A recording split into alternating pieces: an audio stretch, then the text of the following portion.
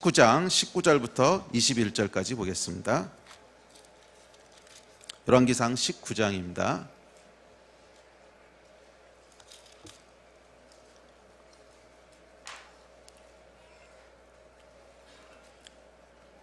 예, 19장 19절부터 21절 마지막 절까지입니다. 열왕기상 19장입니다. 열왕기상 19장. 다 찾으셨으면 다 같이 한 목소리로 19절부터 읽겠습니다. 시작. 엘리야가 거기서 떠나 사밧의 아들 엘리사를 만나니 그가 12겨리소를 앞세우고 밭을 가는데 자기는 12제 겨리소와 함께 있더라.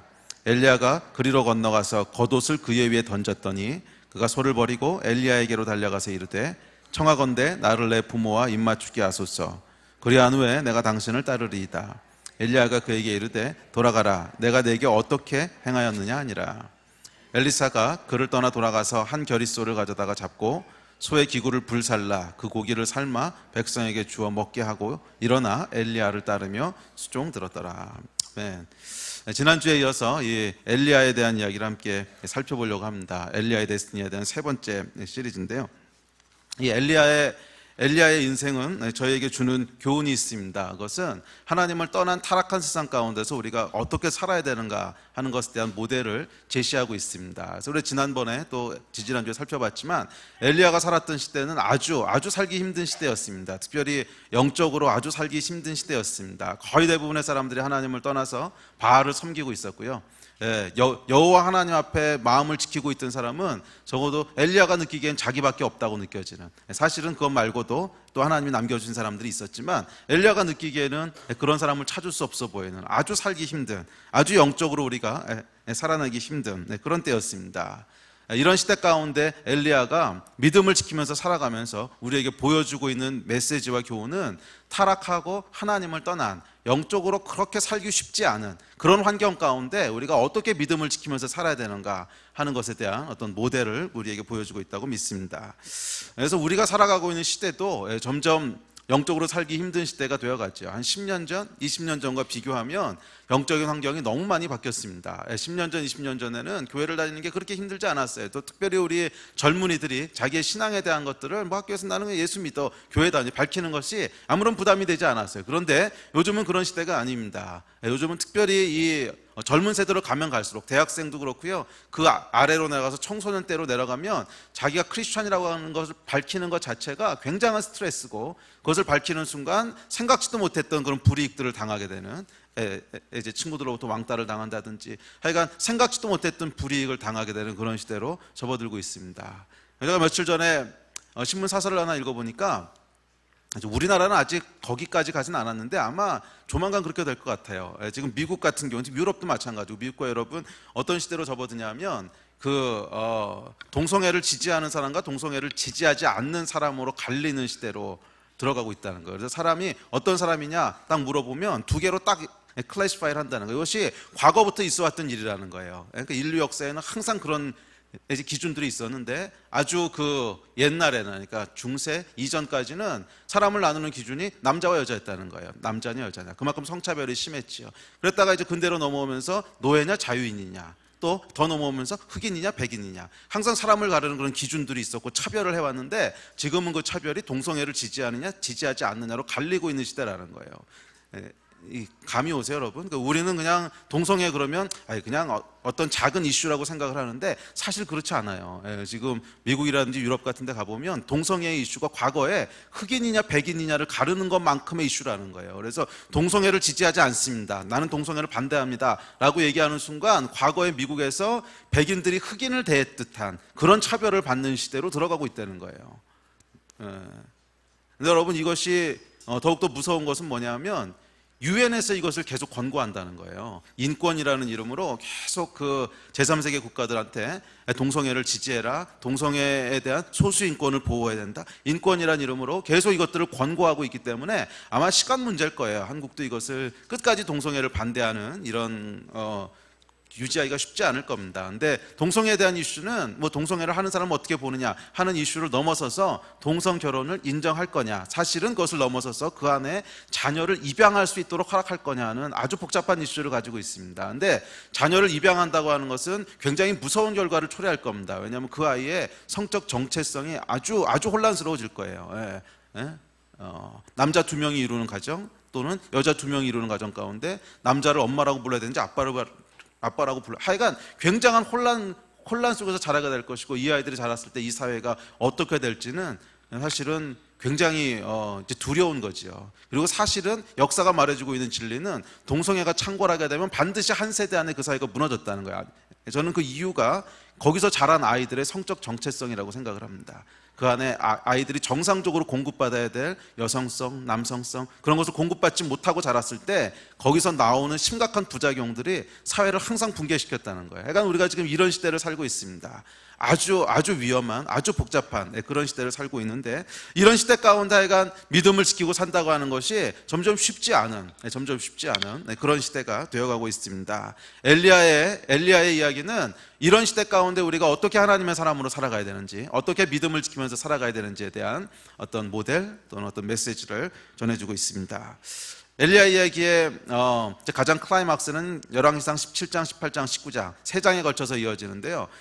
이 엘리야가 했던 믿음을 지키며 살아갔던 이야기를 3개로 크게 정리를 해보면, 첫째는 영적 전쟁이었습니다. 우리가 다뤘죠, 지난주에. 세상에 휩쓸리지 않는 영적 전쟁.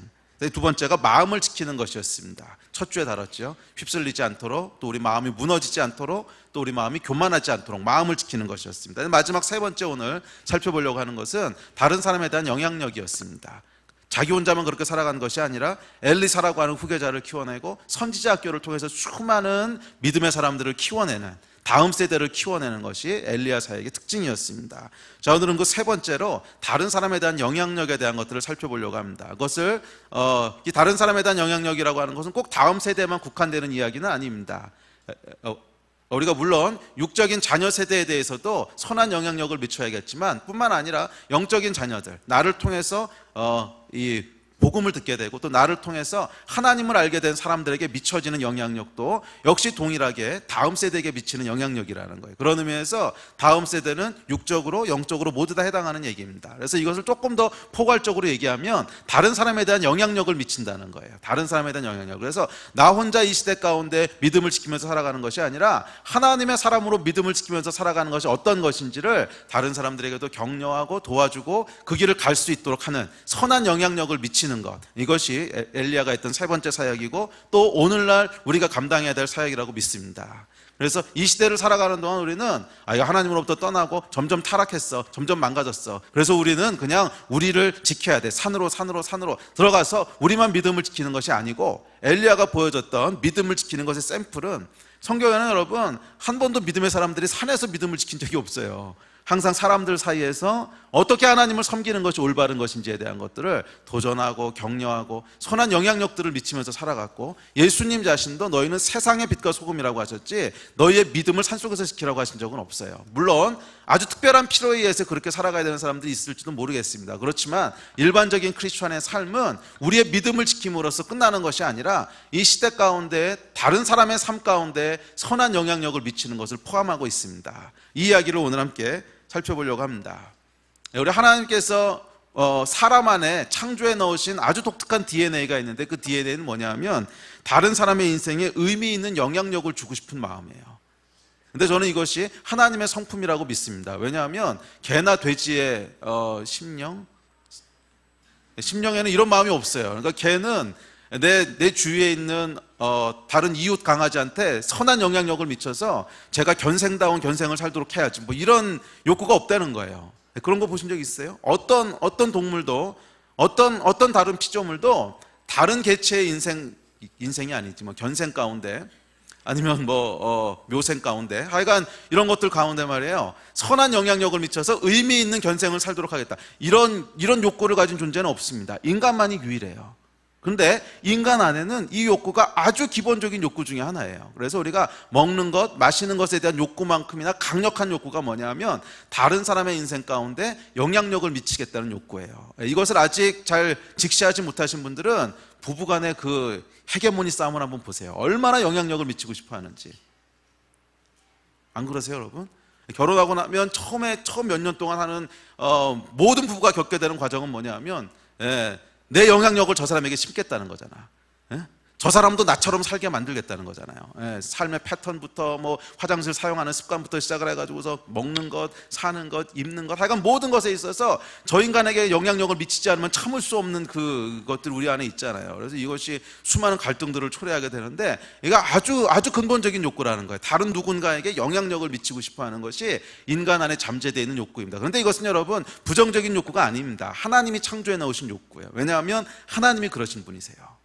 우리 하나님은 다른 피조물들의 그 삶 가운데 의미 있고 선한 영향력을 미치기를 원하시는 그 원함을 가지고 계신 분이세요. 그러니까 하나님께서 그 아들을 보내시고 이미 하나님 모르겠다고 떠나버린데도 그렇게 놔두지 않고 여기 아들을 보내셔서 십자가를 지시고 구원하시고 하는 이 어떻게 보면은 그 참 힘들고 말이 안 돼 보이는 이 이야기를 행하시는 이유가 하나님 안에 있는 이 원함에서부터 나오는 거죠. 어떤 원함? 다른 모든 삶 가운데 의미 있고 선한 영향력을 미치겠다고 하는 그 원함. 이것을 성경은 사랑이라고 부르는 거죠. 사랑이라고 부르는 거죠. 그냥 내 인생만 지키면 되는 것이 아니라 저 사람의 인생도 의미 있고 선한 인생이 됐으면 좋겠다는 거예요. 그 욕구가 있는 거예요. 그것을 성경이 사랑이라고 부르는 거죠. 자, 하나님은 사랑이시기에 그 안에 선한 영향력을 미치겠다고 하는 욕구가 있으시고 사람을 창조하실 때 우리 안에 하나님의 형상을 불어넣으셨는데 그 형상 중에 어떤 것이 있냐면 다른 사람의 인생 가운데 의미 있고 선한 영향력을 미치겠다고 하는 욕구를 불어넣으셨어요.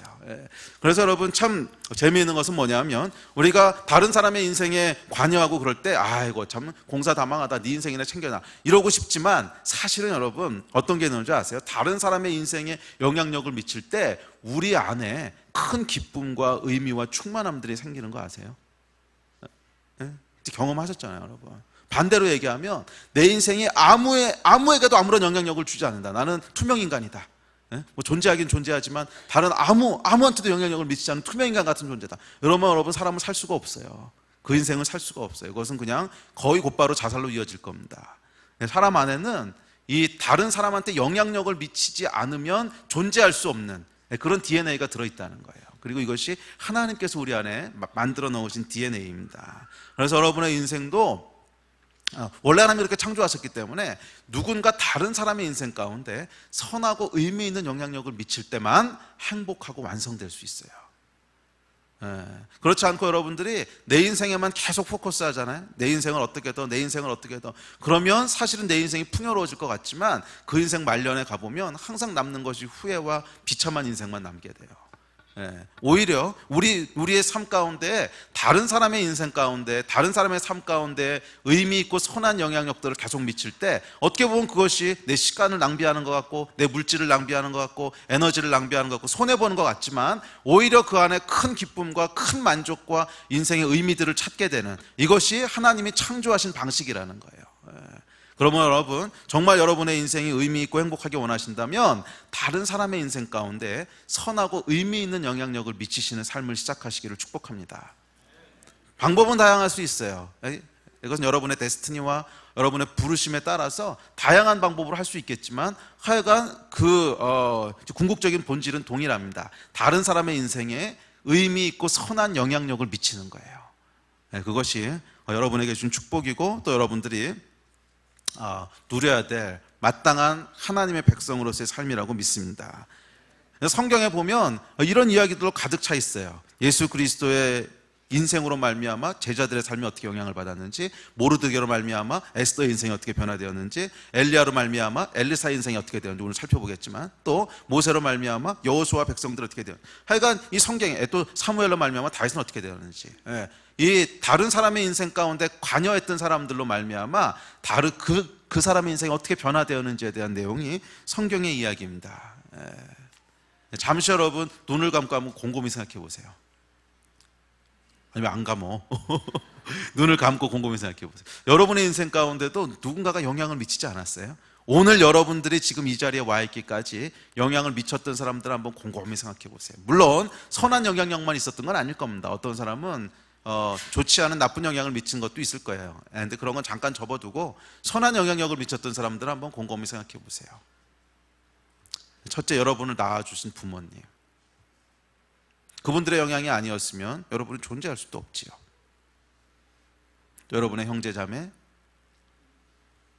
또 여러분을 사랑해줬던 선생님, 친구들, 또 교회에서 만났던 영적인 지도자들.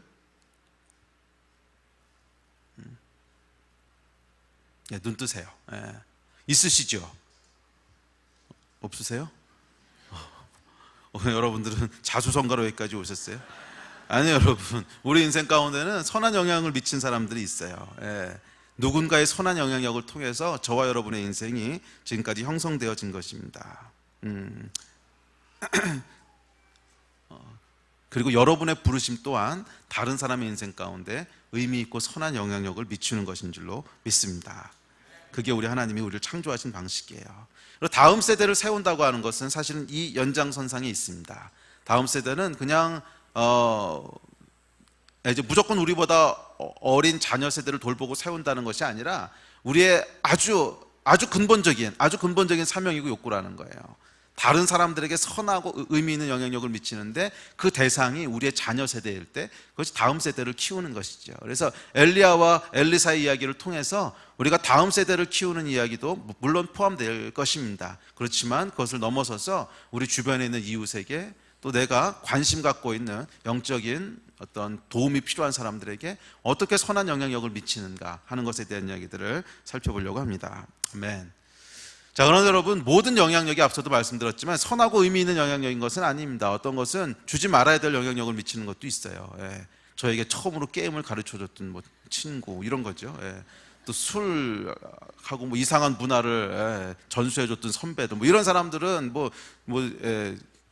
꼭 선한 영향력을 미친 것만은 아니죠. 그래서 우리의 삶이 항상 의미 있고 선한 영향력을 미치는 것만은 아니에요. 어떤 경우에는 하지 말아야 될 영향력을 미치기도 합니다. 그래서 오늘 엘리야와 엘리사의 이야기를 통해서 크리스찬들이 마땅히 해야 될, 어쩌면 크리스찬이라고 하는 말의 데피니션이라고 믿는데 이 하늘의 선한 영향력들을 어떻게 다른 사람들에게 미칠 것인가 하는 것에 대해서 살펴보려고 합니다. 자, 시작해 봅시다.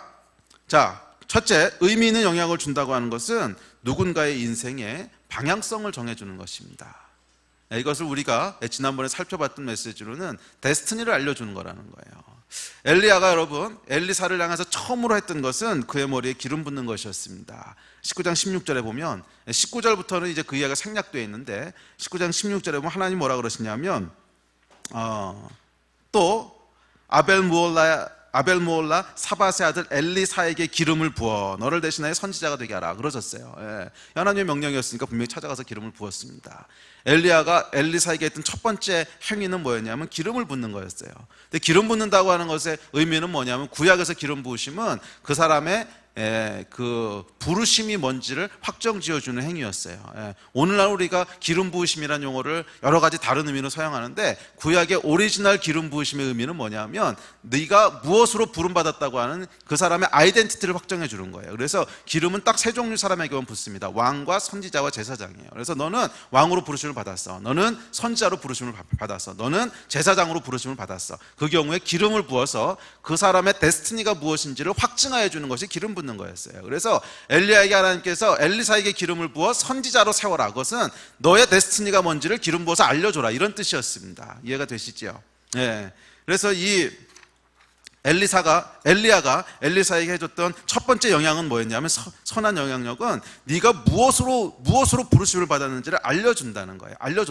그리고 여러분, 이것이 사실은 복음의 본질입니다. 우리가 복음을 전한다고 하는 것은 단순히 어떤 한 사람을 개종을 시켜서 교회를 나오게 만들고 신도를 만드는 아니요. 그것은 그냥 결과적으로 일어나는 일일 수 있는데, 복음을 전해준다고 하는 것의 가장 핵심엔 뭐가 있냐면 당신이 어떤 사람인지를 알려주는 거예요. 당신이 어떤 존재인지를 알려주는 거예요. 당신은 그냥 우연히 아메바로부터 진화해가지고서 원숭이를 거쳐서 이곳에 존재하는 우연한 존재가 아니라 창조주 하나님이 계시고, 그분이 사랑으로 만드셨고, 그분이 목숨을 바칠 정도로 사랑하신 너무나 소중한 존재고, 너무나 존귀한 존재고, 천하하고도 바꿀 수 없는 존재고, 그 안에 하나님의 영상이 들어있는 존재, 그 사람이 어떤 존재인지에 대한 아이덴티티를 알려주는 것이 여러분 복음을 전하는 것의 본질입니다. 아멘.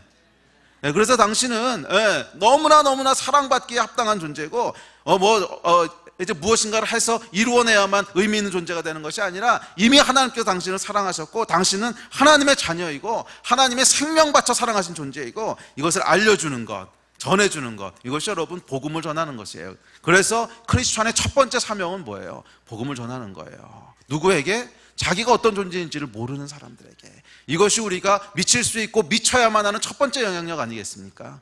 이 땅 가운데 자신이 어떤 존재인지를 모르고 살아가는 거예요. 그래서 아메바가 우리 조상이라고 생각하는, 원숭이가 나의 선조라고 생각하는, 이 여러분, 내가 어떤 존재인가 하는 것을 깨닫는 것은 그 사람의 인생 가운데 어마어마한 영향력을 미칩니다. 한 사람의 인생을 거의 좌지우지하는 것이 내가 어떤 존재인가에 대한 자각이에요. 그러면 여러분, 복음을 전한다고 하는 것은 단순히 개종시켜서 한 사람의 신도를 만들어내는 것이 아닙니다. 우리가 당신이 어떤 존재인지에 대한 아이덴티티를 알려주는 거예요. 당신이 얼마나 위대한 존재고, 얼마나 가치 있는 존재고, 천하하고도 바꿀 수 없는 그런 의미 있는 존재인가 하는 이 아이덴티티를 알려주는, 이것이 여러분 복음을 전하는 것입니다. 그리고 이 복음을 전하는 것 안에는 그렇기에 당신이 어떻게 살아야 됩니다 라고 하는 그 사람의 부르심과 그 사람의 데스티니와 그 사람을 향한 하나님의 계획들을 알도록 돕는 것이 포함되어 있습니다. 이것이 여러분 복음을 전하는 거예요. 그래서 복음을 전한다고 하는 행위는 절대로 호객 행위가 아닙니다. 여러분, 많은 경우 이 복음 전하는 걸 호객 행위로 생각을 해. 그래서 신도 하나 이렇게, 아니요 여러분, 그게 아니에요. 복음을 전한다고 하는 것은 신도를 만들어내는 것이 아닙니다. 복음을 전하는 것은 기름을 붓는 거예요. 당신이 어떤 존재인지를 알려주는 거예요.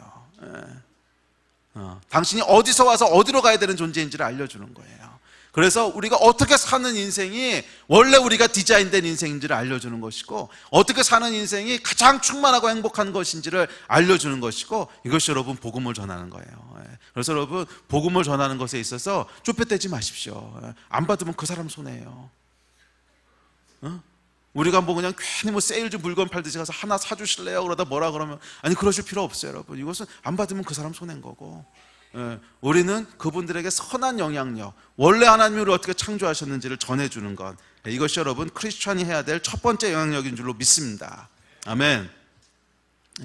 이 다음 세대를 키우는 것도 역시 마찬가지입니다. 다음 세대에게 그들의 데스티니가 무엇인지를 알려주는 것이 사실은 다음 세대를 키우는 첫 번째예요. 그것은 복음 안에서 우리가 어떤 존재인지를 알려주는 것에 시작됩니다. 네가 어떤 존재인지, 네가 하나님 앞에서 얼마나 소중한 존재고, 하나님 앞에서 얼마나 비교할 수 없는 그런 존재인지, 이것을 알려주는 것이 여러분 우리의 다음 세대를 세우는 첫 번째 열쇠인 줄로 믿습니다. 그들의 데스티니를 알려주는 거예요. 그래서 구약 성경에 보면 아비가 아브라함도 그렇고 이삭도 그렇고 야곱도 그렇고 항상 자기 말년이 되면 이제 죽기 전에 자녀를 축복하고 안수하잖아요. 안수하는 내용에 보면 그 내용이 다 그 사람의 미래의 데스티니에 대한 거였어요. 이제 나중에 가서 찾아보세요. 아브라함이 이삭을 축복할 때도 이삭의 데스티니에 대한 거였고, 이삭이 야곱을 축복할 때도 네가 어떻게 될 것이고 너의 민족이 어떻게 될 것이고 이런 내용이었고, 야곱이 12아들을 축복할 때도 12아들의 다 특징들을 열거하면서 넌 이렇게 될 거고 넌 저렇게 될 거고 저렇게 돼야 되고 쫙 열거한, 다 그 사람이 하나님 앞에서 어떤 존재고 어떻게 살아야 될 것인지를 축복하는 내용, 이것이 여러분 아비 세대가 자녀 세대에게 해줘야 되는 유업입니다. 아멘. 요즘 보면 여러분 이 젊은 세대들이 교회를 떠나는 현상이 아주 급속화되고 있습니다. 그래서 어렸을 때는 교회를 나와요. 왜? 자유가 없으니까. 부모 따라 나와야 돼. 근데 자유가 쟁취되는 순간, 언제? 대학을 가는 순간부터요, 그냥 빠이빠이 하고 떠나버리는 이 퍼센테이지가 어마어마합니다. 그 이야기는 뭐냐 하면 우리가 자녀 세대에 이 선한 영향력을 미치지 못하고 있다는 거예요. 복음 안에서 그들의 아이덴티티가 무엇인지를 전해주지 못하고 있다는 거예요. 오늘날 여기서부터 회복이 일어나야 될 줄로 믿습니다. 우리 자녀 세대에게 복음을 전하십시오. 복음은 여러분 그냥 저절로 습득하게 되는 것이 아닙니다. 우리 자녀 세대에게 복음을 전해야 돼요. 그것은 종교를 강요하라는 얘기가 아닙니다. 네가 하나님 안에서 어떤 존재인지를 알려주라는 거예요. 네가 하나님 안에서 어떤 존재인지를 전해줘야 된다는 거예요. 예. 그래서 우리 스스로가 내가 하나님 안에서 이런 존재구나, 이걸 깨달을 수 있도록 해줘야 된다는 거예요. 이것이 여러분 가정에서 해야 될 제1호 사역인 줄로 믿습니다. 아멘. 이 일들이 우리 자녀 세대에게 큰 축복이 될 줄로 믿습니다. 자, 둘째, 누군가의 인생에 의미 있는 영향을 준다고 하는 것은 누군가의 인생에 도전을 주는 것입니다. 아무리 내 아이덴티티가 뭔지를 깨닫고 데스티니가 무엇인지를 알아도, 또 내가 하나님 안에서 어떤 존재인지를 깨달아도 그것을 실제로 실행에 옮기는 것은 그렇게 쉬운 일은 아닙니다. 항상 어떤 도전이 필요해요. 항상 격려가 필요하고 도전이 필요합니다. 그래서 우리 인생에 꼭 필요한 것이 있다면 누군가 우리에게 도전을 주는 사람입니다. 그래서 맞아, 내가 이렇게 살 수 있어. 맞아, 내 아이덴티티가 이건데 저 사람 살아가는 거 보니까 그것에 걸맞게 살아갈 수 있어. 맞아, 나도 그 일을 한번 시도해보고 싶어. 이 도전을 주는 거. 엘리야가 여러분 엘리사를 찾아가서 두 번째 했던 일이 뭐냐 하면 겉옷을 그에게 던지는 것이었습니다. 오늘 읽으신 본문이죠. 19절에 보면 겉옷을 그에게 던졌습니다. 겉옷이 상징하는 것은 뭐냐 하면 엘리야의 겉옷은 특별한 상징이 있어요. 이제 나중에도 보면 겉옷을 벗어 이렇게 물을 치기도 하고 겉옷을 엘리사한테 물려주지요. 근데 이 겉옷의 상징은 뭐냐 하면 선지자로서의 직분과 신분이에요. 그래서 엘리야의 겉옷은 엘리야의 그 선지자적 직분과 능력을 상징하는 거였어요. 그래서 겉옷을 엘리사에게 던졌다고 하는 것은 뭐냐 하면 초청한 겁니다. 너도 나처럼 선지자로 부름받았어. 너도 선지자로 살아갈 수 있어. 그냥 그 먹고 사는. 근데 그때 엘리사가 뭐 하고 있었어요? 뭐 소치고 밥 갈고 있었어요. 소문하면서 밥 갈고. 그러니까 이 먹고 사는 생업에 열심히 종사하고 있었다는 거예요. 먹고 사는 생업에 열심히 종사하고 있는 엘리사를 찾아가서 엘리야가 그의 삶에 도전합니다. 엘리사야, 내 삶의 터전을 떠나서 너도 나처럼 하나님의 선지자로 살아보지 않을래? 도전한 것입니다. 그리고 이 겉옷이 그의 위에 던져졌을 때, 즉 엘리사가 엘리야로부터 삶의 도전을 받았을 때 그의 마음이 뛰기 시작합니다. 맞아, 내가 그냥 평생 먹고 살기 위해서만 지음받은 존재가 아니야. 나는 이것보다 더 의미 있는 일을 할 수 있도록 지음받았고, 나는 이것보다 더 위대한 일을 할 수 있도록 지음받았고. 엘리야 이름을 모르는 사람은 없었습니다. 여러분, 이때가 엘리야 사역의 말기이기 때문에 엘리야는 이미 이때는 그 유명한 갈멜사 전투를 다 끝내고 난 다음이었고요. 엘리야 이름을 모르는 사람은 없었어요. 엘리사가 엘리야의 인생을 볼 때, 맞아, 나도 저 사람처럼 살 수 있어. 맞아, 나도 그냥 단순히 먹고 사는 것으로 내 인생이 끝나는 것이 아니라 나도 엘리야와 같은 삶을 하나님의 사람으로 살아갈 수 있어. 이것에 여러분 마음이 뛰기 시작한 거예요. 여기에 마음이 뛰기 시작한 거예요. 그리고 이 도전에 엘리사가 반응했을 때 당장 어떻게 해요? 돌아가서 부모님께 작별 인사하고 소잡고, 그 다음에 쟁기를 태워가지고 잡은 소를 바베큐 해가지고서 쫙 동네 사람들 나눠주고 엘리야를 따라가게 됩니다. 이거 여러분, 크리스찬이 선한 영향력을 끼친다고 하는 것은 누군가의 인생에 새로운 인생으로 돌아가도록 도전하는 거예요. 도전을 주는 거예요. 그래서 여러분, 크리스찬의 역할은요, 그저 교회에서 예배 드리는 것 이상의 것입니다. 저는 여러분들이 이 크리스찬의 본질이 무엇인지를 알고 누리게 되기를 너무너무 갈망합니다. 너무너무 원해요. 크리스찬은 여러분 교인이 아니에요. 교인은 뭐야? 그냥 교회 나와서 예배 드리는 사람 보통 교인이라 그러잖아. 아니요 여러분, 그냥 크리스찬은 일주일에 한 번씩 나와서 예배 드리고 돌아가면은 그냥 이 생업에 종사해서 정신없이 살아가고, 이제 그러다 상처받고 그다음에 뭐 병들고 위로가 필요하고, 그럼 또 교회 나와가지고서 위로받고 상처 치료하고 또 돌아가서 열심히 생업에 종사하고. 아니요 여러분, 이것이 크리스찬이 아니에요. 크리스찬이라고 하는 말에 담겨진 정말 참된 의미는 뭐냐면, 크리스찬은 누군가 다른 사람의 인생 가운데 의미 있고 선한 영향력을 미치는 사람들이라는 거예요. 누군가 다른 사람의 인생 가운데 의미 있고 선한 영향력을 미치는 사람이라는 거예요.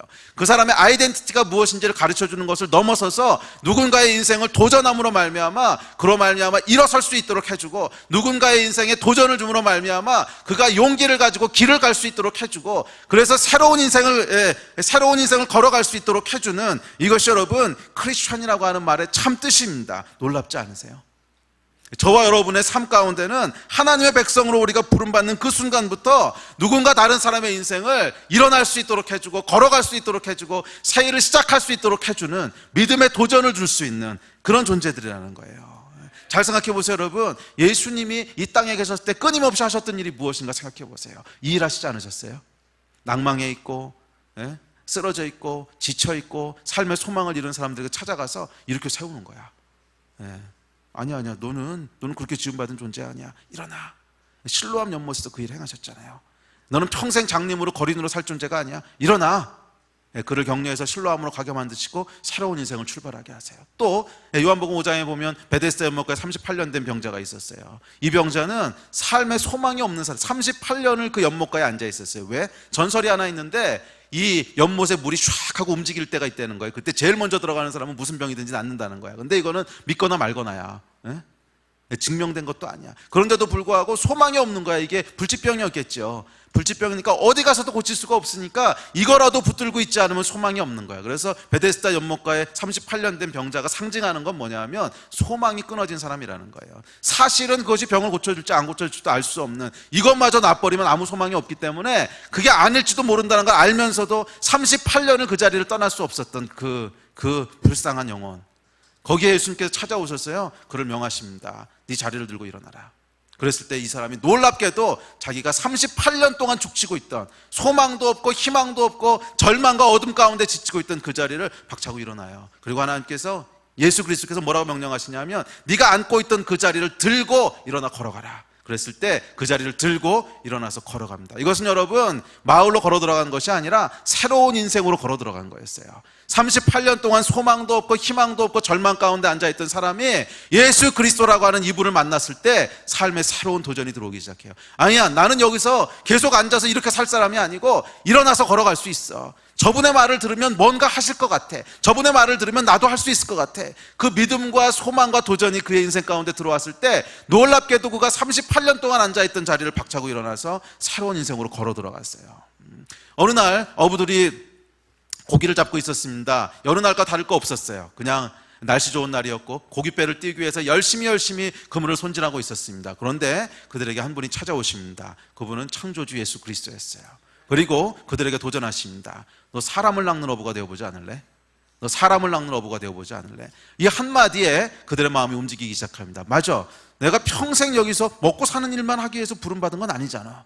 어쩌면 나도 저 랍비처럼, 이미 그때 예수 그리스도의 이름은 알려져 있었어요. 나도 저 랍비처럼 다른 사람의 인생 가운데 영향력을 미칠 수 있게 될지 몰라. 사람을 낚는 어부란 게 그거잖아요. 다른 사람의 인생 가운데 영향을 미칠 수 있을지 몰라. 나도 저 랍비처럼 하나님의 일을 할 수 있을지 몰라. 나도 저 랍비처럼 사람들을 진리로 인도하게 될 수 있을지 몰라. 내 모습을 바라보면 나는 뭐 많이 배운 사람도 아니고 교육을 받은 사람도 아니고 돈이 많은 사람도 아니고 사실은 평범한 것을 지나쳐서 못난 인생이지만, 그럼에도 불구하고 왠지 저분의 말씀을 듣고 있으면 나도 할 수 있을 것 같아. 왠지 저분의 말씀을 듣고 있으면 내 인생도 다르게 살 수 있을 것 같아. 이 마음이, 그들의 마음이 요동치기 시작했습니다. 그리고 베드로와 안드레가 그물을 버려두고 예수 그리스도를 쫓기 시작했을 때 그들의 인생을 통해서 여러분이 잘 아시는 사도행전의 역사와 인류 2000년 인류사를 이어오는 교회의 놀라운 역사가 시작되었습니다. 참 놀라운 것은 여러분, 예수 그리스도를 만나는 사람은 누구든지 도전을 받았어요. 누구든지 도전을 받아서 새로운 인생을 살게 됐는데, 어느 정도였냐면 여러분, 심지어 예수님은 죽은 나사로도 도전해서 다시 나오게 하십니다. 참 놀랍지 않아요? 그냥 절망에 빠져있는 사람 정도가 아니라 이미 죽어서 시체 썩는 냄새가 나는 나사로에게 찾아가서 요한복음 11장 나사로야 나오라 명령하셨을 때 나사로가 그 자리를 들고 일어나서 돌문을 열고 나오는, 그래서 인생의 새로운 챕터로 들어가게 되는, 죽은 인생까지도 일으켜 세우셔서 새롭게 살게 하시는 분, 이분이 예수 그리스도였어요. 예수님을 만난 사람은 그래서 누구든지 위대한 인생을 살게 되는 참 특별한 능력이 예수님만에 있어서, 그렇지 않아요?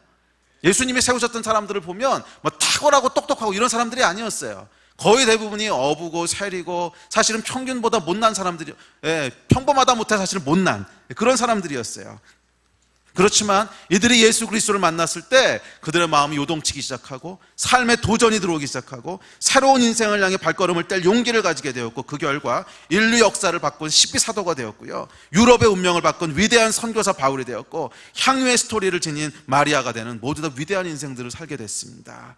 이것이 여러분 복음이에요. 그런데 참 놀라운 것은 예수님께서 이것이 나에게만 속한 사역이 아니라는 거예요. 이것이 나에게만 속한 사역이 아니라 모든 크리스천들에게 주어진 능력이라는 거야. 요한복음 14장 12절에 보면 이렇게 말씀하세요. 내가 진실로 진실로 너에게 이르노니 나를 믿는 자는 내가 하는 일을 그도 할 것이요 또한 그보다 더 큰 일도 하리니. 예수 그리스도 안에 있어서 특별한 능력이 있으셨어요. 만나는 사람마다 그 인생을 도전하시고 세우셔서 새로운 인생, 위대한 인생이 되게 하셨는데, 예수님이 뭐라 그러시냐면 이것은 나에게만 속한 게 아니라는 거야. 누구든지 나를 믿는 자들. 누구예요? 크리스찬들. 크리스찬의 의미가 예수를 따르는 자들이라는 뜻이잖아. 누구든지 나를 믿는 자들, 크리스찬들. 그들은 내가 한 일을 할 것이요 내가 한 것보다 더 큰 일을 할 거라는 거예요. 누구든지 나를 믿는 자들은, 크리스찬들은 그들의 아이덴티티가 뭐냐 하면 내가 했던 일을 하는 자들이라는 거야. 근데 내가 했던 일은 뭐냐 하면 다른 사람의 인생 가운데 어마어마한 영향력을 미쳐서, 선하고 의미 있는 영향력을 미쳐서 하나님이 그 사람을 향해 가지고 계신 계획들을 이루어 가도록 도전했다는 거예요. 할렐루야. 와, 여러분, 이게 저하고 여러분의 아이덴티티예요. 아이덴티티. 이게 여러분 기독교의 정의입니다. 데피니션이에요. 기독교회는 여러분 다른 사람의 인생에 의미 있는 영향을 미치는 사람입니다. 그리고 그 의미 있는 영향은 인생에 도전을 주어 그로 하여금 일어나게 하는 거예요. 길을 가게 하는 거예요. 위대한 인생을 살게 만드는 거예요. 자기보다 더 위대한 인생을 살도록 도전하는 거예요. 엘리야가 엘리사에게 일을 했습니다. 엘리야의 도전에 반응해서 엘리사가 엘리야의 영감의 2배를 받는 인생을 살게 됐어요. 예수님이 제자들에게 하셨던 말씀이잖아. 우리의 이야기로 돌아옵시다. 저 여러분 어떻습니까?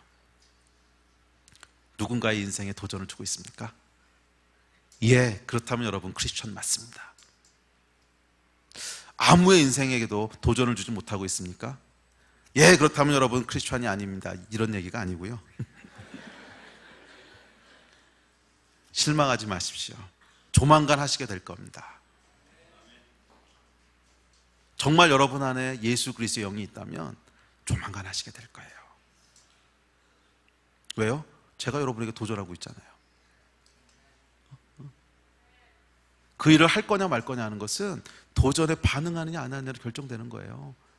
엘리사에게 엘리야의 도전이 떨어졌습니다. 엘리사가 위대한 인생을 살게 되고요, 엘리사의 삶을 통해서 수많은 선지자들이 영향을 받게 됩니다. 엘리사가요, 그 전까지 일하고 있던 사람 아니었어요. 엘리사는 그냥 소치고 밥 갈던 사람이었어요. 그런데 엘리야의 도전에 반응했을 때 엘리사가 이 일을 하게 되잖아요. 지금 누군가의 인생에 영향을 주고 있다면 맞아요, 여러분, 크리스천이에요. 그게 크리스천의 데피니션이에요. 그렇지만 아직까지 아무 영향을 주고 있지 못하다면 괜찮습니다. 실망하지 마십시오. 조만간 하시게 될 거예요.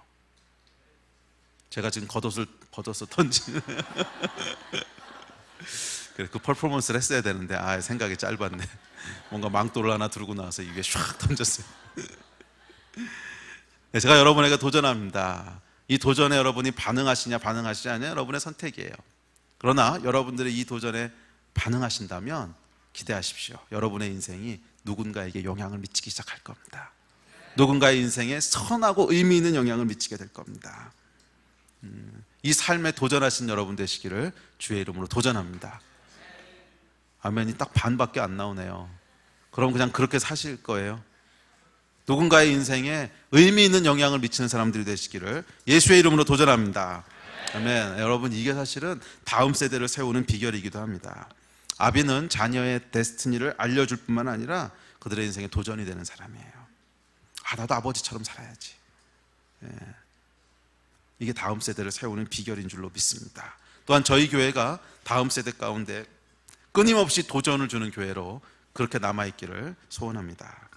자, 셋째, 의미 있는 영향을 준다고 하는 것은 누군가의 인생에 따뜻함을 주는 것입니다. 쉼을 주는 것입니다. 이 하나님의 이 하나님을 떠난 세상 속에서 믿음의 길을 간다고 하는 것은 여러분 쉬운 일이 아닙니다. 저와 여러분도 경험해 보셨겠지만 결코 쉬운 일이 아닙니다. 도전을 받아서 막 믿음으로 떠나는 것까지는 할 수 있을지 몰라요. 근데 가다 보면 관두고 싶을 때가 한두 번이 아니야. 지치기도 하고 힘들기도 하고 이거 그냥 이렇게 해야 돼? 그냥 딴 거 하면 안 돼? 에이 모르겠다, 그냥 주저앉아 버리자, 이럴 때가 한두 번이 아닙니다. 여러분, 우리 인생 가운데 많이 경험하는 일들이잖아요. 그때 여러분, 이들로 하여금 끝까지 그 선한 길을 갈 수 있도록 만들어주는 것은 누군가의 따뜻한 격려와 따뜻한 밥 한 그릇과 또 쉴만한 잠자리와 이거였던 거 아세요? 다윗의 인생에도 여러분 위기가 있었습니다. 이 사무엘에 와서 다윗의 머리에 기름 붓죠. 너는 왕이다. 그러고 떠났습니다. 이게 도전을 준 거지요. 그래서 이 도전에 다윗이 반응을 합니다. 그래서 목동의 길을 떠나서 전사의 길로 들어섭니다. 굉장한 성공을 거두는 듯이 보였습니다.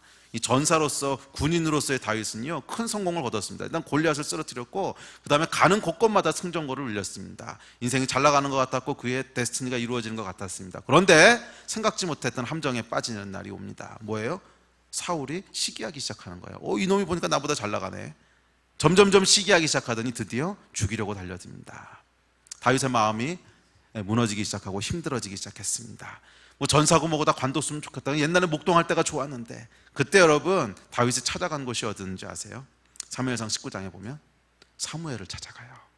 사무엘을 찾아가서 다윗이 도피하여 라마로 가서 사무엘에게로 나아가서 사울이 자기의 행한 일을 다 전하였고, 다윗과 사무엘이 나요스로 가서 살았더라. 다윗이요, 사무엘의 집에서 먹고 자고 했다는 거예요. 먹고 자고 했다는 거예요. 그리고 이 사무엘이 제공했던 이 쉼터가 사실은 다윗이 2라운드를 시작할 수 있는 그 용기와 힘을 줬습니다. 다윗의 2라운드는 뭐냐면요, 1라운드는 막 용사로서 성장하는 거였다면 2라운드는 10수년을 사울에게 쫓겨서 짐승처럼 살아야 되는 삶이었어요. 참 쉽지 않은 여정이었어요. 그럼에도 불구하고 다윗이 그 길을 끝까지 고수로 해서 결국 왕이 될 수 있었던 비결에는 저는 사무엘의 격려가 있었다고 믿습니다. 이 다윗이 힘들고 어려울 때 그를 품어주고, 다윗이 힘들고 어려울 때 밥을 먹여주고, 잠자리를 제공해주고, 이 배려가 다윗의 인생을 다르게 만들었습니다. 오늘날 다음 세대에게, 또 다른 사람들에게 저는 아주 필요한 것 중에 하나가 이것이라고 믿습니다. 많은 사람들이 예수 그리스도를 만나고 믿음으로 그들의 인생을 떠납니다. 그래서 나는 정말 하나님을 위해서 한번 살아볼 거야. 이제 믿음으로 믿음의 기업을 일으켜 볼 거야. 일터에서 정말 하나님의 사람답게 살아볼 거야. 나는 좋은 엄마가 돼서 다음 세대를 믿음의 정말 사무엘 같은, 또 이 다니엘 같은 사람들을 키울 거야. 여러 가지 비전들을 가지고, 또는 뭐 선교사가 될까요, 목사가 될까요, 여러 가지 비전들을 가지고 믿음의 길을 떠나요. 근데 이거 끝까지 가는 게 참 쉽지 않아요. 중간에 관두고 싶을 때가 한두 번이 아니고, 중간에 에이 몰라 이러고 싶을 때가 한두 번이 아니에요. 그럴 때 여러분 정말 필요한 선한 영향력은 뭔지 아세요? 이 사람들에게 격려와 쉼터를 줄 수 있는 사람이에요. 힘들지? 오케이, 잠깐 와봐, 일로 와봐. 그래서 재워주고 먹여주고, 그냥 아무 말 안 해도 그냥 그냥 여기서 자다가 뭐 이런 거,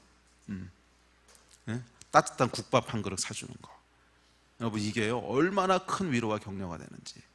이 쉼터를 제공했을 때 따뜻한 환대, 격려의 말 한마디, 따뜻한 밥 한 공기, 그것도 아니면 그저 같이 울어주는 것, 한 사람의 인생 가운데 어마어마한 영향력이 되는 것을 여러분 아시기 바랍니다.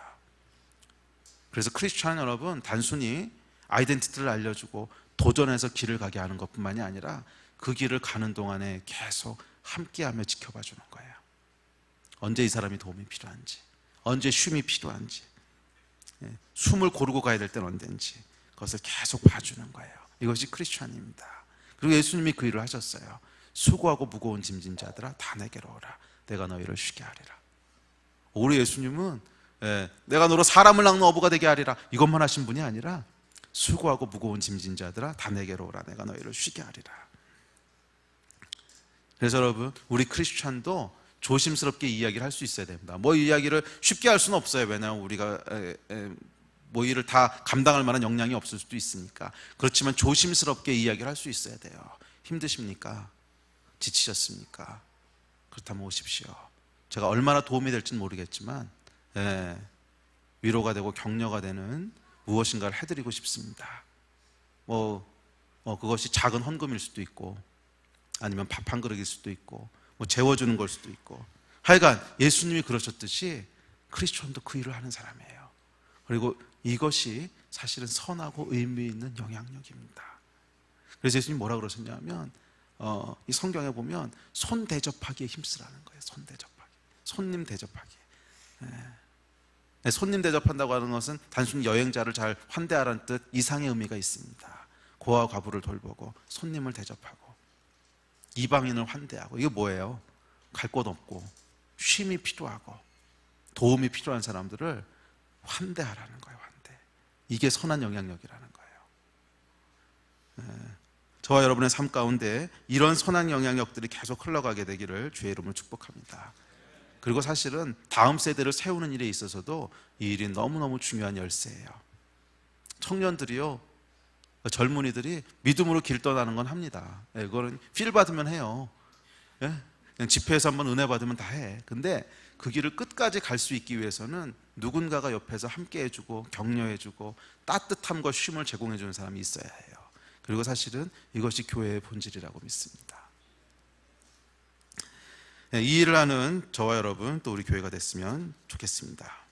네 번째는 세 번째하고 비슷한데, 의미 있는 영향을 준다고 하는 것은 누군가의 인생에 위로를 주는 것입니다. 우리 인생 가운데는 격려가 필요할 뿐만 아니고 위로가 필요할 때가 있어요. 큰 슬픔을 당했다거나 어떤 충격적인 사건을 경험했다거나 그럴 때는 이 위로가 필요한 순간들이 있어요. 이런 사망의 음침한 계곡을 걷게 되는 시즌들이 있죠. 인생을 살다 보면 정말 소망이 없어 보이고 정말 죽고 싶고 막 이런 사망의 음침한 골짜기를 쭉 걷게 되는 때가 있는데, 이 사람의 인생이 어떻게 의미 있고 선한 길을 가게 되느냐는 것은 이 계곡을 어떻게 빠져나오느냐는 데 달려 있습니다. 그리고 이 계곡을 빠져나오기 위해서는 누군가의 위로가 필요하다는 거예요. 위로가. 어떤 사람들은 이 계곡에 갇혀서 더 이상 인생의 경주를 완주하지 못하고 거기서 끝나버리곤 합니다. 제가 아는 한 분이 있어요. 이분은 영국에 사시는 한국 분이신데, 이분은 사업을 크게 하셔서 사업도 잘 되시고 그러신 분이에요. 젊은 사람이었어요. 그리고 좀 늦지막히 결혼을 했습니다. 늦지막히 결혼을 해서 사랑하는 아내를 얻고 첫 아이를 임신했습니다. 아주 건강하게 자랐습니다. 근데 아이를 출산하기 한 달 전에 정말 생각지도 못하게 갑자기 아내가 죽었어요. 아무 문제가 없던 사람이에요. 무슨 유전적으로 문제가 이런 것도 아니었고 아주 건강했는데 갑자기 아내가 죽었어요. 뭐 이유를 알 수 없는 걸로 아침에 병원에 들어갔는데 저녁에 죽었어요. 물론 아이도 함께 죽었죠. 그리고 제가 이분을 어떻게 위로해야 될지를 모르겠더라고요. 이거 뭐 위로할 수 있는 말이 없는 거죠. 그리고 한 3년 뒤에 이분을 다시 만났는데 완전히 폐인이 돼 있는 거예요. 완전히 폐인이. 뭐 사업은 이미 다 그냥 정리한 게 아니고 말아먹은 거예요. 그냥 안 나갔으니까 사업은 다 없어져 버렸고, 이제 그만둔 재산도 다 없어져 버렸고, 그리고 이 사람은 안 만나는 거야. 그냥 집 밖으로 안 나와. 그리고 하루 종일 술. 그러다가도 이 고통이 없어지냐니까 마약까지 손댔더라고. 그래서 사람이 완전히 폐인이 되어 있는. 이 사람을 제가 만났는데 도대체 어떻게 위로를 해야 될지를 모르겠는 거예요. 이게 뭐 위로할 수 있는 말이 있어야 위로를 하지. 근데 참 놀라운 것이, 그때 저하고 함께 있던 미국에서 오신 목사님 한 분이 계셨어요. 근데 이 목사님이 좀 나이가 지긋하신 분인데 똑같은 경험을 하신 거야. 사고로 가족 전체가 다 죽은 거예요. 이 목사님 빼고는. 근데 참 놀라운 게, 이 목사님이 이 청년을 꼭 끌어안고 아직 소망이 있어, 다시 할 수 있어, 이 얘기를 하는데 위로를 받는 거예요. 저는 아무리 그 얘기를 해줘도 위로가 안 돼요, 이 청년한테는. 근데 이 목사님이 하시니까 위로를 받는 거야. 여러분, 엘리야가 말이에요, 엘리사가 선지자로 살아갈 때 한 번도 실망스러운 일이 없었을까요? 사람인데. 분명히 엘리사도요, 관두고 싶은 순간이 있었을 거고 크게 디프레스 되는 순간이 있었을 거예요. 그런데 곰곰이 묵상을 해봤어요. 엘리사에게 가장 큰 위로가 뭐였을까? 곰곰이 생각해 보니까 갈멜산에서 불을 내리는 엘리야가 아니야. 그거는 로뎀나무 아래에서 죽여달라 그러는 엘리야예요. 막 죽겠고 힘들었는데, 이게 나는 뭐냐, 왜 이러고 있냐. 그런데 곰곰이 생각해 보니까 엘리야도 그랬지. 이 생각이 떠오를 때 여러분, 어마어마한 위로와 격려를 받는 거 아니겠어요? 그렇지 않아요, 여러분? 성경을 읽을 때 여러분, 누구한테 제일 많이 위로를 받으세요? 많은 사람이 다니엘에게 위로받았던 사람은 없어. 다니엘에게 도전받았던 사람은 있어요. 미스터 퍼펙트. 못하는 게 아무것도 없잖아. 근데 베드로에게는 많은 위로들을 받으세요. 저 정도면 나도 할 수 있을 것 같아. 아마 이 엘리사의 인생 가운데 크게 위로가 됐던 것은 불을 내리는 엘리야가 아니었어요. 로뎀나무 아래에 있었던 엘리야였지. 여러분, 우리도 삶을 살다 보면 실패할 때가 있습니다. 실패할 때가 있어요. 근데 두려워하지 마세요. 또 우리가 생각하지 못했던 고통과 아픔을 당할 때도 있어요. 이해할 수 없는 사건들이 일어날 수도 있어요. 의아해하지 마세요, 여러분. 그 당시엔 다 이해할 수 없을지 몰라. 근데 나중에 가보면 하나님께서 이것들을 선한 영향력으로 바꾸시더라는 거예요. 어떻게? 누군가를 위로하고 격려할 수 있는 선한 영향력으로 바꾸시더라는 거예요. 실패까지도 쓰시는 분이세요. 많은 사람들이 이 선한 영향력에 대한 얘기를 할 때 누군가의 모델이 될 거를 자꾸 생각을 해요. 나는 그래서 잘 살아야 되고 모델이 될 만한 인생을 살아야 되고 그래서 이 엘리야처럼 엘리사에게 도전을 주고 맞아 나도 아버지처럼 살아야지 막 이런 도전을 주는 것만이 선한 영향력이라고 생각하는데, 이것만 선한 영향력이라면 여러분, 우리가 주눅 들어서 어디 선한 영향력 미치겠어요? 근데 우리 하나님은 그런 분이 아니세요. 어떤 경우에는 우리의 실패도 쓰시고, 엘리야의 실패를 들으셔서 엘리사를 위로하시고, 또 우리의 고통도 사용하셔서, 정말 이해할 수 없는 고통이었지만 그 고통을 통과하는 순간 누군가를 위로할 수 있는 권위를 갖게 되네. 참 하나님의 그 신비가 있어요. 그래서 하나님이 우리에게 요구하시는 것은 뛰어나고 성공적인 삶을 살아가는 게 아니에요. 그것은 하나님 앞에 정직하고 믿음 있는 삶을 사는 것을 요구하시는 거야. 이해할 수 없는 상황 가운데서도 하나님 선하십니다. 하나님 신뢰합니다. 이거 원하시는 거고요.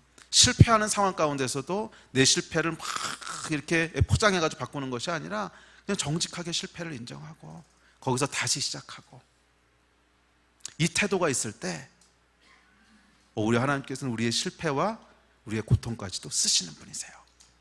이것이 선한 영향력인 줄로 믿습니다. 혹시 여러분 어떠세요? 이 가운데도 아마 사망의 음침한 계곡을 지나는 분들이 계실 겁니다. 그렇지만 여러분, 실망하지 마세요. 주저앉지 마시고 다 이해하려고 하지 마세요. 어떤 건 이해 안 되는 것들도 있어요. 다 이해하려고 하지 마세요. 신뢰하세요. 이해가 아니라 신뢰하세요.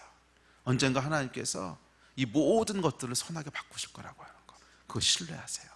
그래서 하나님께서 여러분이 지금 걸어가고 있는 그 과정들을 누군가를 위로할 수 있는 권위를 획득하는 그 과정으로 사용하실 줄로 믿습니다. 아멘. 마지막 5번째죠. 누군가에게 의미 있는 영향을 준다고 하는 것은 그 인생을 축복하는 것입니다. 예배팀 나오시겠어요? 축복한다고 하는 것은 자기의 권리를 주는 것입니다. 엘리야가 엘리사를 축복하고 떠납니다. 자기의 모든 영감을 엘리사에게 물려주는 거죠. 엘리야뿐만이 아니라 예수님도 그렇게 하셨습니다. 제자들을 통해서 일하시죠. 근데 여러분, 사실은 일의 효율성만 놓고 보면 예수님이 직접 하시는 게 100배 나아요. 그런데 예수님께서 그 길을 택하지 않으시고 제자들에게 일을 위임하세요. 왜? 자기가 할 수 있는 것, 자기가 권리를 양보하는 거예요. 양보. 축복이란 여러분, 자신의 권리 또는 능력을 타인에게 주는 것, 양보하는 것입니다. 왜? 그 사람이 잘 되라고. 이게 축복입니다. 크리스찬은 여러분 축복하는 사람입니다. 끊임없이 축복할 곳을 찾아보십시오. 끊임없이 여러분 주변에 나의 권리를 양보할 수 있는 곳을 찾아보십시오. 끊임없이 여러분 주변에 여러분의 힘이 필요한 곳을 찾아보십시오. 끊임없이 찾아보십시오. 이것이 영향력을 미치는 것입니다. 그것은 축복하는 거예요. 축복이라고 하는 건 말로 그냥 잘돼 하는 것 이상의 거예요. 내가 가진 것들을, 그것이 시간이든 돈이든 권리든 그 사람을 위해서 양보하는 거예요. 이게 축복이에요. 그래서 누군가 축복할 사람들을 끊임없이 찾아보세요. 내 주변에 내 도움이 필요한 사람은 없는가? 내 주변에 내가 물질로 도와야 될 사람은 없는지, 내 주변에 내가 마음으로 격려해야 될 사람은 없는지, 내 시간을 필요로 하는 사람은 없는지 끊임없이 찾아보세요. 그리고 그것을 드리세요. 이것이 축복이에요. 그리고 거기에 선한 영향력을 미치는 능력이 있습니다. 근데 여러분 참 재미있는 건 뭐냐면 이렇게 할 때 우리 안에요 오히려 기쁨이 있는 거 아세요? 이 구제를 정기적으로 하는 분들의 공통적인 특징은 뭐냐면 중독성이 있다는 거야. 남을 돕는 것에 중독성이 있다는 거예요. 근데 여러분 이것은 이미 예수님께서 하신 말씀이에요. 주는 자가 받는 자보다 복되도다. 주는 자가 받는 자보다 복되다. 이미 말씀하셨어요. 자, 그런데 여러분 이 축복은 주는 것이기 때문에 줄 것이 있어야 돼요. 줄 것이 없으면 축복할 수가 없어. 그래서 이 구약의 축복의 모습들을 보면 항상 인생 말년에 축복하는 거 아세요? 젊은 사람이 막 축복하는 게 아니라 인생 말년에 축복을 해요. 왜냐하면 줄 것이 좀 모여야 축복할 수 있는 거야. 그것은 꼭 어떤 물질적인 것만을 의미하는 것이 아니라 우리 인생의 수많은 경험들, 우리가 싸워왔던 믿음의 싸움들, 또 우리가 실패했지만 주님 앞에 정직하게 그것을 고백하고 다시 성공했던 이야기들, 우리가 경험했던 고통들, 이 모든 것들이 우리 안에 쌓이고 축적이 됐을 때, 그것이 언젠가 때가 됐을 때 하나님께서 다른 사람들에게 줄 수 있는, 축복할 수 있는 여러분의 자산으로 바꾸신다는 거예요. 그래서 여러분 축복하는 자가 되기 위해서는 우리 주님 앞에서 믿음의 삶들을 사세요. 믿음의 선한 싸움에서 승리하시고요. 또 뭐 실패할 수도 있어. 괜찮아요. 그 실패 가운데 좌절해 계시지 마시고 이 실패를 내가 어떻게 정직하게 인정하고 다시 일어서느냐 하는 것이 누군가에게 어마어마한 축복이 될 수 있는 거 아세요? 엘리사에게 축복이 뭐였겠어요? 엘리야가 그 지경으로 무너져서 죽여주십시오. 그러다가도 결국 일어나가지고서 다시 끝까지 자기 사명을 했구나. 그게 엘리사에게 어마어마한 축복이었잖아. 우리도 여러분 실패하셨습니까? 괜찮아요. 그것이 누군가를 축복할 수 있는 능력이 될 수 있어. 이해할 수 없는 고통 가운데 있을 수 있어요. 그거 다 이해하려고 하지 마세요. 뭐 저도 설명할 수 없는 일들 많고요. 나이가 들어갈수록 더 많아지는 것은 설명할 수 없는 게 더 많아진다는 거예요. 제가 젊었을 때는요 모든 신앙의 이야기들 다 설명할 수 있을 줄 알았어요. 근데 시간이 지나면서 목회를 하면서 점점 깨닫게 되는 것은 설명할 수 있는 것보다 설명할 수 없는 게 더 많다는 거예요. 다 이해하려고 하지 마세요. 이해하는 것이 아니라 신뢰하는 거예요. 이해하는 게 아니라 신뢰하는 거예요. 누구를? 하나님을. 어떻게? 선하신 분이신 것을. 그래서 하나님께서 우리 이해할 수 없었던 그 시간들과 이해할 수 없었던 고통들도 누군가를 축복할 수 있는 자산으로 바꾸시는 거예요. 이게 복음의 능력인 줄로 믿습니다. 기도합시다.